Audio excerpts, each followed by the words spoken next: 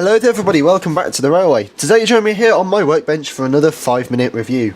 Today I'm going to be reviewing this, which is the Airfix Castle class. But before we start, I thought I'd give a quick mention that I do not own this model. It has been loaned to me by a friend for a couple of days, so I thought I'd do a review. But yeah, I don't own this. I haven't been paid to do a review or anything, but yeah, it has just been loaned to me for a couple of days. As you can tell, this is one of Airfix's locos, so it is tender drive and has the unnecessarily naff tender drive and coupling system with these plastic wheels. It is very, very light, I have to say. Very, very plasticky construction with a terrible finish. But we'll get this up onto the white background and we can really see what we're dealing with. So here she is then, the Airfix Castle class up on the white background for you. And straight away you can tell this is an Airfix model. The quality here is not the best, and to be honest, it is pretty similar to most of the other Airfix products I've checked. There are some nice details though, and I will go through those now for you. We do have these separately fitted handrails along the length of the model. Again, I think these are just plastic because they are quite flimsy. They do have these nice scale size handrail holders though, which is more than can be said for some mainline locos. Have this red lining along the boiler on the bands.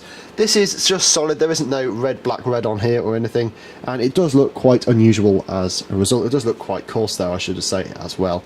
We do have the 4073 Tampo print there, no extras in the box or anything, but that is to be expected from a loco of this age. We do have this red lining here, which looks better on the cab sides and on the cylinders than it does on the rest of the model, because it has got that gap between the two bands of red, so it looks much less coarse. We do also have all this gear, and we have a reversing rod amongst other things on the side of the loco. These aren't metal, I don't think. As you can see, these are quite flimsy, but they do look alright, to be honest. On the tender as well, we do have this Great Western lettering and the crest there. These are nicely printed. They're not as good as on some locos I have seen, but they're not too bad. We do, however, have quite a coarse coal load in the tender. This doesn't look very good, and in my opinion, the one on the Royal Scot I looked at a little while ago is much better. We do not have any sprung buffers on the ends either, these are just static moulded. So yeah, it's more or less what you'd expect from an Airfix model of this era. So let's get it up onto the layout and we'll see how it behaves.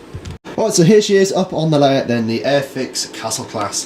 Detail's a bit naff to be honest, but we shall see how she performs. I should probably say this has got Airfix's ridiculously naff tender design, as I like to call it. We have got plastic wheels there, ring filled that's a bit rubbish, and only pickups on the driving wheels. So yeah, bit naff, not a huge fan of that.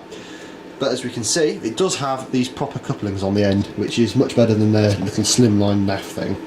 And if we turn the power up slowly, we can see that she starts to cut in about there. And when she does, she's not very consistent. So yeah, not great at low speeds, but as you can see, she is quite a fast runner. So yeah, perfect for her express passenger role, I guess. Anyway, I've got some LMS coaches here, which are completely unrealistic, but I do think they look quite good with this loco. So we'll get them coupled up and sent off around the layout.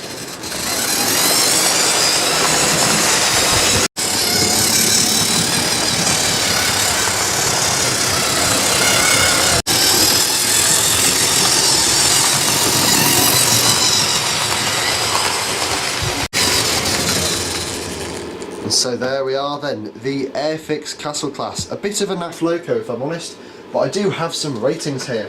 So for detail, I've rated this 2. For the detail on here, it's pretty naff, there's not very much of it, and what is there is moulded. Anything that's separately fitted though does tend to be of pretty poor quality, to be honest. In terms of performance, I've given this 3. At high speeds, it's nice and smooth, but at low speeds, it's coggy, fast and inconsistent. In terms of mechanism, I've given this 1 because it's got Airfix's ridiculously naff tender design, I think I called it, or some silly name. Basically, you've got the plastic wheels, poor quality motor, the only pickups are on these front driving wheels here. And of course we do actually have the plastic crosshead there, which is not a good feature at all, I don't like that. In terms of quality, we do have 2.5 as the score here, and the quality, the 2.5 on that comes down to, as I was saying before, we do have the plastic crosshead, we've only got the pickups on the front wheels, the horrible, ridiculously naff, or unnecessarily naff, or whatever silly name it was that I gave it, tender design, and of course we do have this slightly coarse looking lining on the boiler.